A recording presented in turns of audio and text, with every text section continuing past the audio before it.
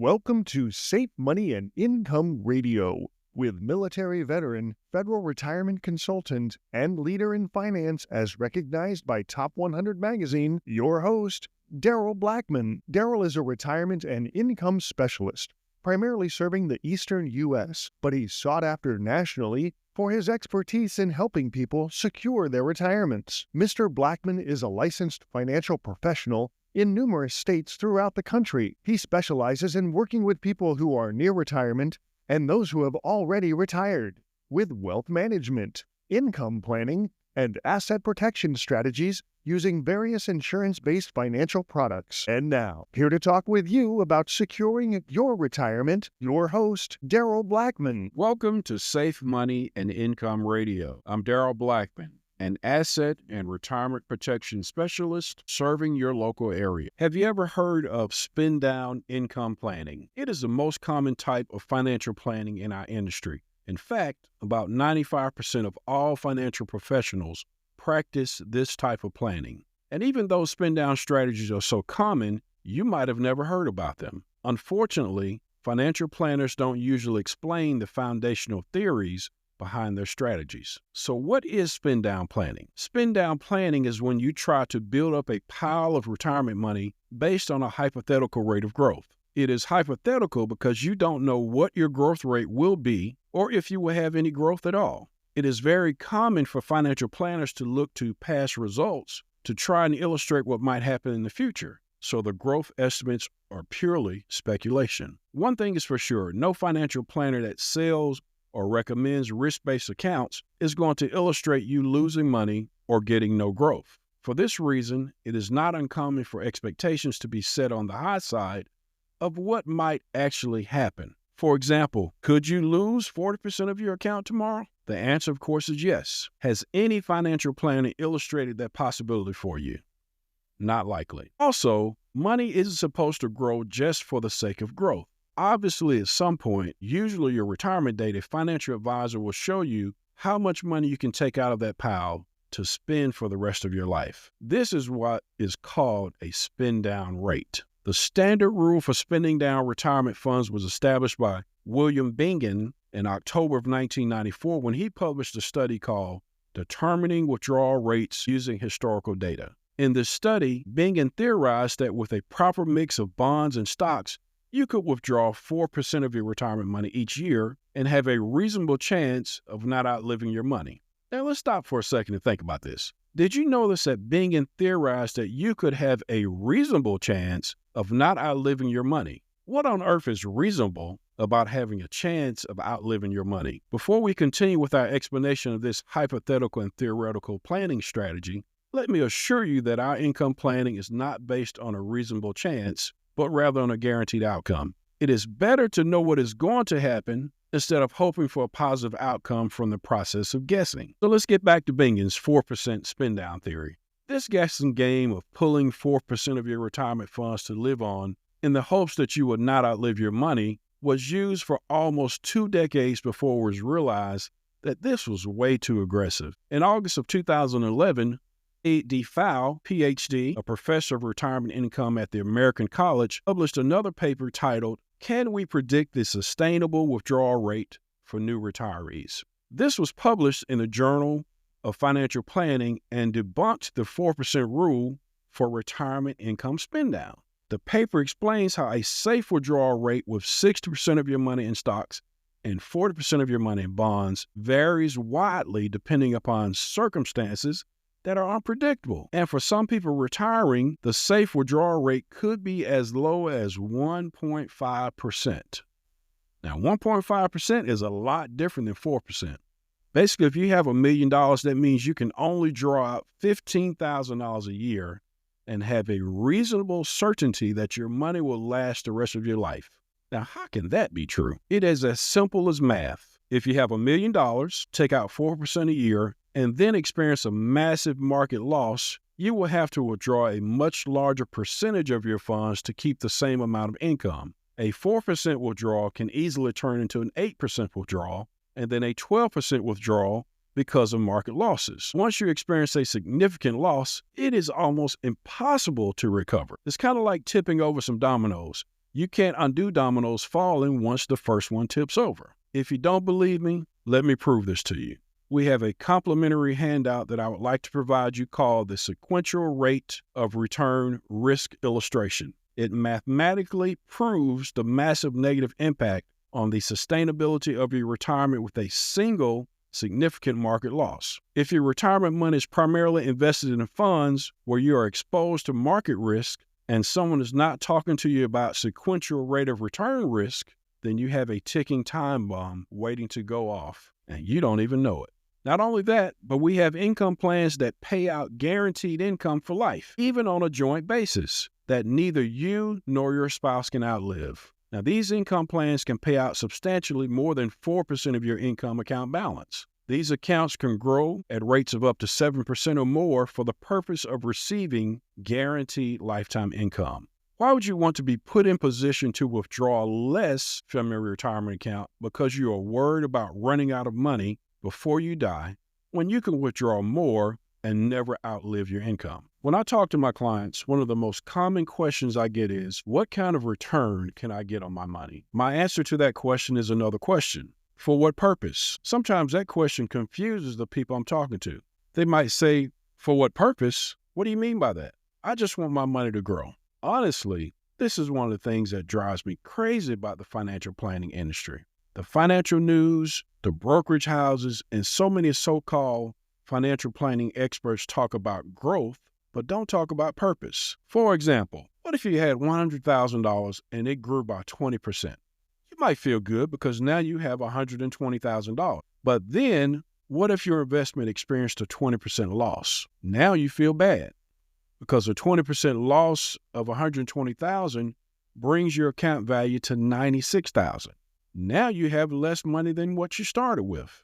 First you felt great, and then you felt terrible. But none of those emotions were based on purpose, just gain and loss. If there's no purpose for your money, then what does it matter if it grows or declines? This is why I say there is no planning without purpose. There has to be something you're trying to accomplish with your money for a return on your investment to be important. If you want a retirement plan with purpose, not just arbitrary and hypothetical predictions of growth that might never materialize and can disappear overnight, then we need to talk. Let's think about purpose of money planning in terms of building a house. If you were to build a house, you need to ask yourself, what are you trying to accomplish? First, you'll want to have enough rooms in the house, right? Think of your dream house right now. I bet you can tell me how many rooms it would have and the purpose of each of those rooms. You might be thinking about your current house right now and how you would make your new house different to better fulfill the purpose you want to get out of the house. If you're like most people, having enough rooms is not the only thing to consider. You might have an opinion on how the house would look because a certain design makes you feel good about the house you live in. You might want it to be reliable and have appliances and equipment that adequately perform their functions and don't break down. Most importantly, I bet you want a house to be safe and built to modern-day building codes. Am I right? Imagine if your new house didn't have a guest room and when your grandkids came over with their parents, there was no place for them to sleep. Imagine you had a brand new garage door, but every time you hit the opener, the door wouldn't open because the equipment was defective. Imagine building a nice, big, new, beautiful home only to enjoy it for a short time and then watch it burn to the ground because it was built without the purpose of being safe. Now think about your retirement money. What are you trying to accomplish? What good is money if it doesn't fulfill a purpose? Houses don't burn down very often anymore because we've learned a long time ago that building a house means building something that keeps its occupants safe. Unfortunately, I don't think we have learned that lesson when it comes to retirement planning. I see people all euphoric when the market goes up and depressed when the market goes down. If people were building their retirement for the purpose of living in their retirement, they wouldn't be exposing their retirement to being burned down by market risk. Just like when you build a house, you want it to be safe. What good is all that time and money of investing in a home just to lose it?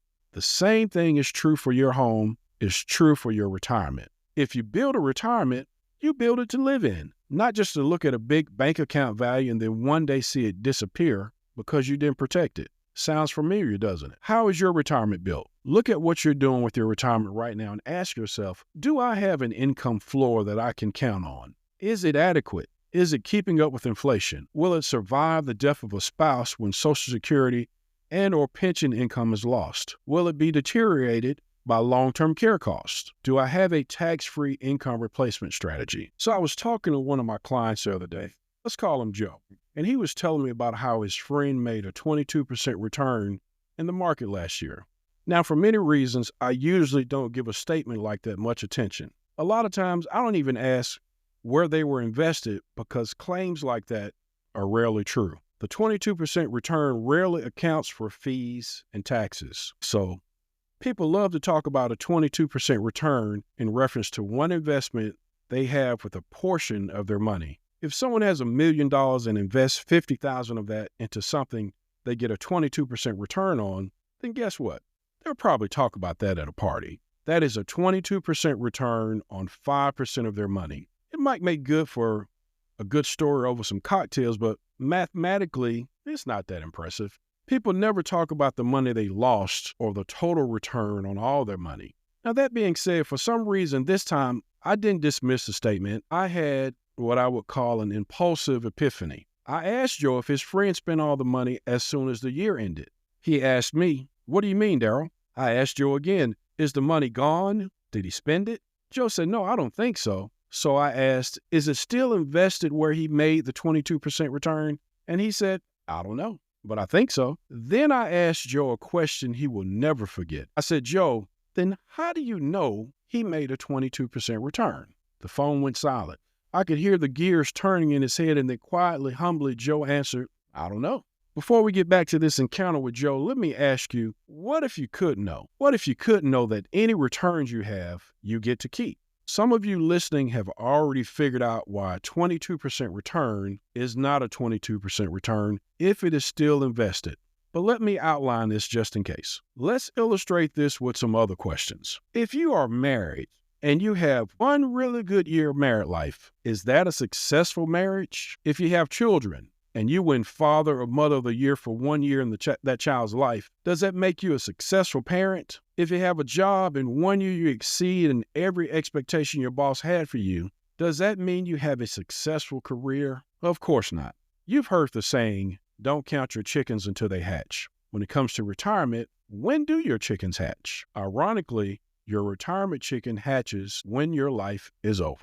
When it comes to money, people love to measure success in segments. They take a portion of their money they had the best performance over a convenient period of time and make themselves feel good by ignoring all their other money and the long-term consequences of risk. And you see this all the time, not just from the guy bragging about his money at a party. You see it on the financial news, when they get all giddy because the market is up for that day. You see it from brokers and advisors when they talk about last year's results from one investment fund they have out of hundreds of other funds where their clients have lost money. Isn't it time to think about the long game of retirement?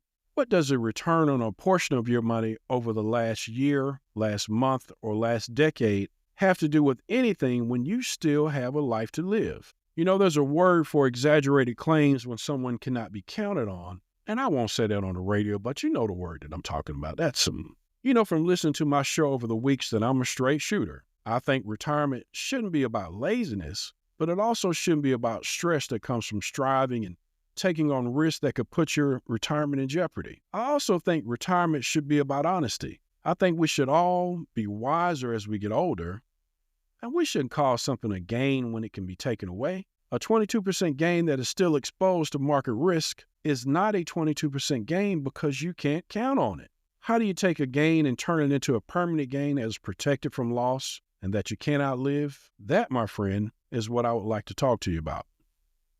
Well, that's all the time I have for Safe Money and Income Radio this week. Before I go, I want you to know that I sleep at night knowing that my clients have retirement plans that remove the stress of market loss from the money they depend on for retirement. I want you to sleep at night too. Until next time at the same time, I'm Daryl Blackmon, reminding you to stay safe so you can step into a secure future. You've been listening to Safe Money and Income Radio with your host, Daryl Blackmon. Find out how to contractually guarantee that your hard-earned money is safe while avoiding market loss So you can have the retirement that you deserve. Call Daryl Blackmon now for your complimentary Safe Money and Income book and Safe Money and Income kit at 8. That's preceding information does not represent tax, legal, or investment advice. Surrender charges apply to base contracts. Optional lifetime income benefit riders are used to calculate lifetime payments only and are not available for cash surrender or in a death benefit unless specified in the annuity contract. Fees may apply. Guarantees are based on the financial strength and claims-paying ability of the insurance company. No information presented today should be acted upon without meeting with a qualified and licensed professional. Obviously, by calling us now, you are just taking the first step towards protecting your retirement. It's important that you read all insurance contract disclosures carefully before making a purchase decision. Rates and returns mentioned on this program are subject to change without notice.